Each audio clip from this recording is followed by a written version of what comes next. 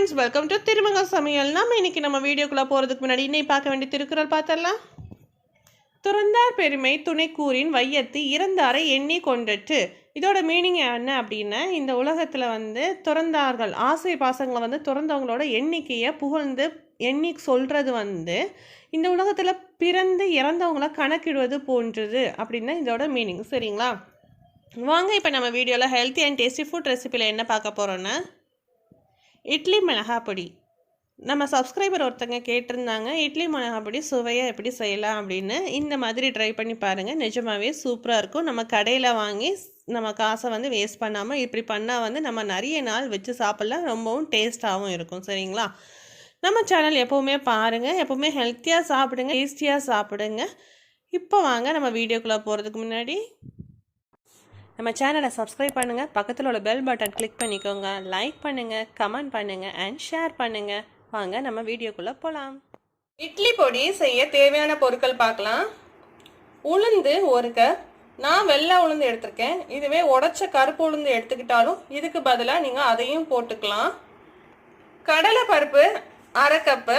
எந்த கப்பில் உளுந்து எடுக்கிறீங்களோ அதே கப்பில் கடலை பருப்பு அளவு எடுத்துக்கோங்க. சாப்பாடு அரிசி 1 டேபிள் ஸ்பூன். இதை நீங்கள் வறுத்து போடும்போது உங்களுக்கு இட்லி பொடியில் வாசம் நல்லா இருக்கும், அதுக்காக தான் போடுறது. எள்ளு 1 டேபிள் ஸ்பூன். எள்ளு போடுறது ஆப்ஷனல் தான், வேண்டாம் அப்படின்னா விட்டுடலாம். கொத்தமல்லி 1 டேபிள் ஸ்பூன். உப்பு தேவையான அளவு. பெருங்காயத்தூள் 1 டீஸ்பூன். வரமிளகா ஒரு 20 எடுத்துக்கோங்க. பூண்டு முழுசா அப்படி 1 எடுத்துக்கோங்க. கருவேப்பிலை 1 கைப்பிடி அளவு. வாங்க இப்போ எப்படி பண்ணலான்னு பார்க்கலாம். இப்போ ஒரு கடாய் வச்சுக்கோங்க, அதில் நம்ம எடுத்து வச்சிருக்க 1 கப்பு உளுந்த போட்டுக்கலாம். போட்டு நல்லா வறுத்துக்கோங்க.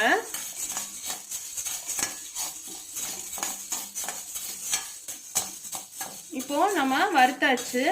இந்த அளவுக்கு செவக்க வறுத்துக்கணும். நீங்கள் எண்ணெய் விடவே கூடாது, எண்ணெய் விட்டால் ரொம்ப நாள் இருக்காது. இப்போ நம்ம எடுத்து ஒரு பிளேட்டில் கொட்டிடலாம்.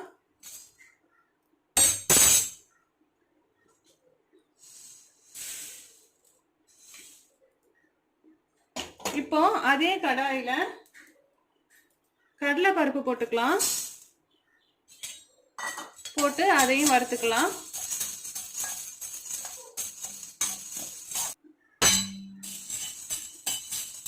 இப்போ நமக்கு கடலை பருப்பும் நல்லா செவக்க வறுத்தாச்சு. இதையும் எடுத்து வச்சிடலாம். நம்ம உளுந்து தட்டியிருக்கோம்ல, அந்த பிளேட்லேயே கொட்டிக்கலாம்.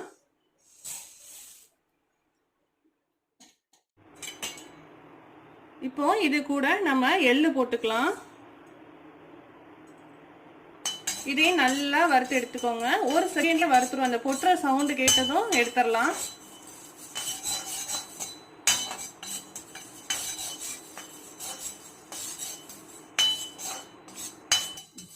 இப்போ எள்ளும் வறுத்தாச்சு. இதையும் அந்த உளுந்து போட்ட பாத்திரத்திலே போட்டுடலாம்.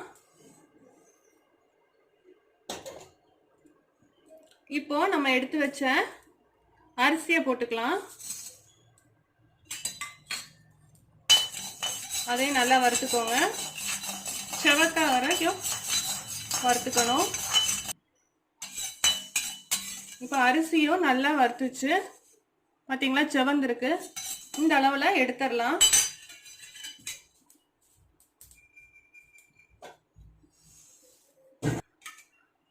இப்போ அடுத்தது நம்ம எடுத்து வச்சிருக்க வரமிளகா போட்டுக்கலாம்.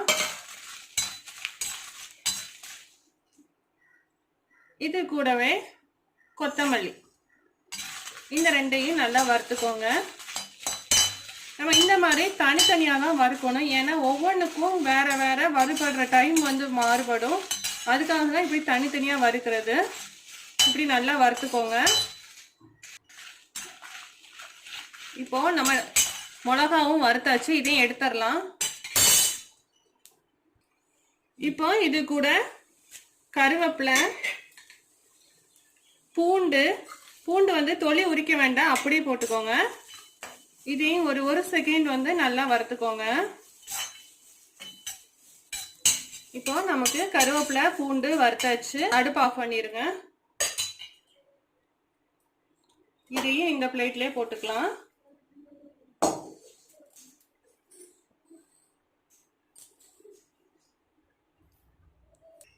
இப்போ நம்ம எல்லாத்தையும் வறுத்து வச்சிருக்கோமா, இதை கூட நம்ம எடுத்து வச்சிருக்க உப்பு போட்டுக்கலாம்.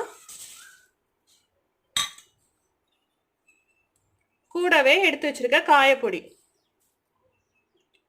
இவ்வளத்தையும் போட்டு நல்லா சூடு ஆறது வரைக்கும் ஆற விடுங்க. ஃபேன்ல ஆற வச்சுட்டு வந்து நம்ம மிக்சியில போட்டு பொடிக்கணும். சரிங்களா? இப்போ நமக்கு நல்லா ஆறிடுச்சு. இப்போ இதை வந்து மிக்சியில அரைச்சிக்கலாம். இந்த மாதிரி அவ்வளோத்தையும் போட்டு நமக்கு நிறைய இருந்து அப்படின்னா பாதி பாதியா அரைச்சிக்கோங்க. நம்ம இப்போ அரைச்சிட்டு வந்தாச்சு. இந்த மாதிரி நல்லா ஒரு பிளேட்ல போட்டு ஆற வச்சுக்கோங்க. நல்லா ஆறின பிறகுதான் நம்ம எடுத்து ஸ்டோர் பண்ணணும். நல்ல மணமா இருக்குது. ரொம்ப மை போல அரைக்கக்கூடாது. திருன்னு தான் அரைக்கணும். தெரியுதா உங்களுக்குன்னு தெரியல, இந்த திருன்னு இருக்கா, இந்த மாதிரி தான் அரைக்கணும். அப்போதான் உங்களுக்கு சாப்பிடும்போது டேஸ்டா இருக்கும். ட்ரை பண்ணி பாருங்க. நம்ம சேனல் பிடிச்சிருந்தா சப்ஸ்கிரைப் பண்ணுங்க, லைக் பண்ணுங்க, ஷேர் பண்ணுங்க, கமெண்ட் பண்ணுங்க. அடுத்த வீடியோவில் மீட் பண்ணலாம்.